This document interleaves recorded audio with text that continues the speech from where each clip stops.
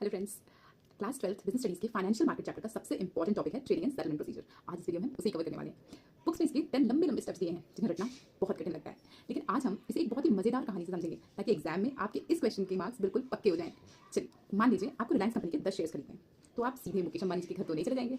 Share खरीदने के लिए आपको एक पूरी प्रोसेस से गुजरना होगा, जिसके पहले हिस्से को हम कहते हैं ट्रेडिंग प्रोसीजर। इसमें 6 आसान स्टेप्स होते हैं। सबसे पहले सिलेक्शन ऑफ ब्रोकर करना पड़ेगा। तो सबसे पहले आपको एक सेबी रजिस्टर्ड ब्रोकर को चूज करना होगा, जैसे आज के ज़माने में ज़ेरोधा या ग्रो एप्स हैं। आप एक फॉर्म भरते हैं, अपना पैन कार्ड लिंक करते हैं, कुछ और डिटेल्स देते हैं और ब्रोकर आपको एक क्लाइंट कोड नंबर दे देते हैं। Next step is step 2, opening a demat account. यहाँ पर ब्रोकर आपके लिए 2 अकाउंट खोलता है। पहला ट्रेडिंग अकाउंट, जिससे आप ट्रेड करेंगे, और दूसरा डीमैट अकाउंट। ये डीमैट अकाउंट क्या होता है? तो डीमैट अकाउंट एक ऐसा अकाउंट होता है जहाँ आप अपनी सिक्योरिटीज को इलेक्ट्रॉनिक फॉर्म में रखते हैं। ठीक है। Now step 3, placing an order.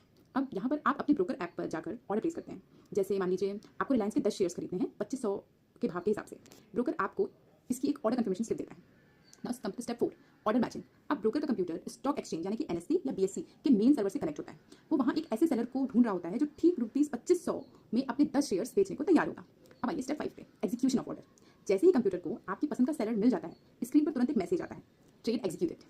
अब आपको लग रहा होगा कि ट्रेड कंप्लीट हो गया है, लेकिन नहीं। स्क्रीन पर ट्रेड एग्जीक्यूटेड होने का मतलब ये नहीं होता है कि शेयर आपकी जेब में आ गए हैं और पैसे सेलर के पास चले गए हैं। अब शुरू होता है बैकएंड का असली खेल, जिसे हम कहते हैं सेटलमेंट प्रोसीजर, यानी पैसों की और शेयर्स की असली में अदला बदली।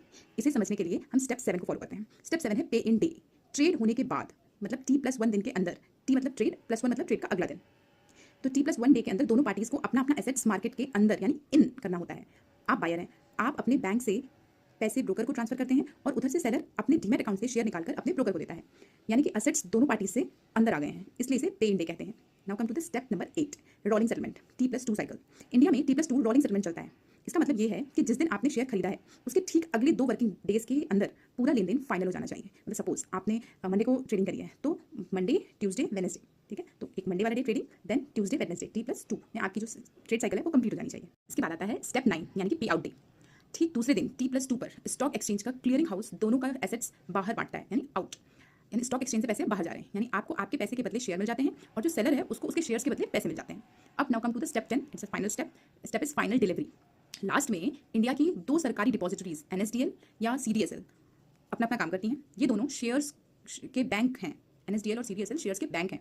ये सेलर के डीमैट लॉकर से शेयर निकालकर सीधे आपके डीमैट अकाउंट में क्रेडिट कर देंगी, यानी कि जमा कर देंगी। आपके फोन पर मैसेज आता है और सेटलमेंट पूरा हो जाता है। No fighting. Shakira, Shakira. I never really knew that she could dance like this. She make a man wanna speak Spanish.